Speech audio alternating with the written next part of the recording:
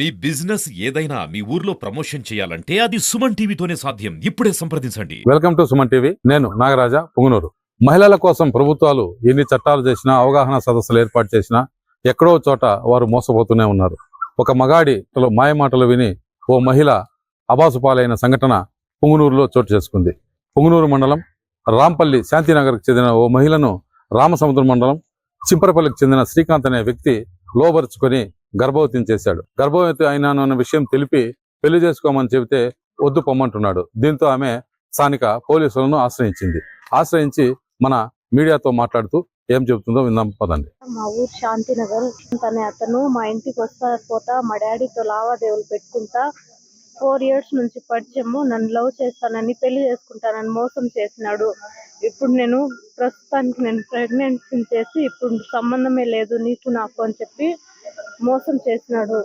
మేము వచ్చి కంప్లీట్ ఇచ్చినాం. మీరే ఏదో ఒకటి న్యాయం చేయాలని కోరుతున్నాను. మా ఇంటికి వస్తూ పోతూ లావాదేవీలు చేస్తున్నాడు సార్ మా డాడీతో. అట్లా పరిచయం అయినాడు 4 సంవత్సరాల నుంచి. అప్పటి నుంచి కూడా నన్ను పెళ్లి చేసుకుంటానని చెప్పి లవ్ చేసి పెళ్లి చేసుకుంటానని చెప్పి మోసం చేసినాడు. ప్రెగ్నెన్సీ చేసినాడు సార్. మా తల్లిదండ్రులు లేని సమయంలో మా ఇంటికి వస్తూ పోతూ నన్ను శారీరకంగా లొంగి తీసుకున్నాడు సార్. కాదు దానికి దీనికి ఏం సంబంధం లేదని చెప్పి నన్ను మోసం చేసినాడు సార్. దీనికి పరిష్కారం చూపించాను సార్. అవును సార్, మా పేరెంట్స్ తో నేను చెప్పినాను, పిలిపించి కూడా వాళ్ళు చెప్పినారు సార్. అయినా కూడా తను ఒప్పుకోలేదు సార్. నేను కాదు అనే చెప్తాను.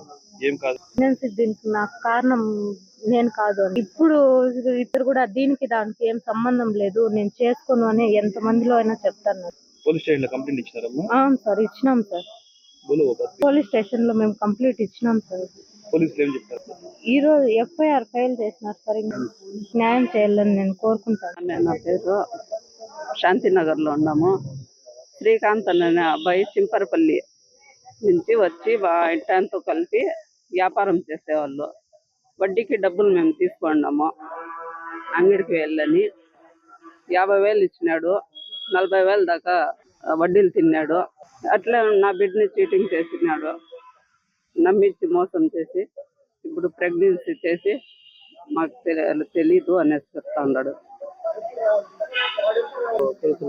మేము లేనప్పుడు వచ్చి మా ఇంటికి వచ్చి మా పాపని చనువుగా ఉండి ఏమేమో మాట్లాడి లొంగు తీసుకున్నాడు. మేము అడిగితే లేదని చెప్పినాడు. మా ఇంటికి శారీరకంగా వస్తా పోతా అట్లా చేసినాడు సార్. పెద్ద మనుషులకి పిలిచి ఇట్లా మా 3వ నెల మా బిడ్డకి ఇట్లా మోసం చేసినావే అంటే నేను కారణం కాదు అని చెప్పినాడు. అందుకు న్యాయం చేసి ఇప్పుడు పోలీసుల దాకా పెట్టినాము.